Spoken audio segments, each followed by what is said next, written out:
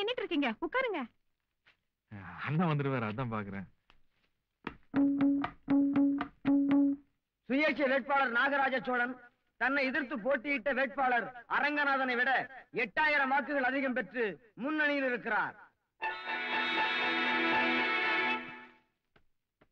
சுயேட்சை வேட்பாளர் நாகராஜ சோழன் 15000 வாக்குகள் அதிகம் பெற்று முன்னணியில் இருக்கிறார். சுயேட்சை வேட்பாளர் நாகராஜ சோழன் 20000 வாக்குகள் அதிகம் பெற்று முன்னணியில் இருக்கிறார்.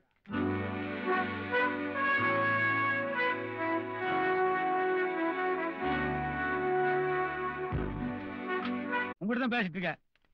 என்னங்க மணி?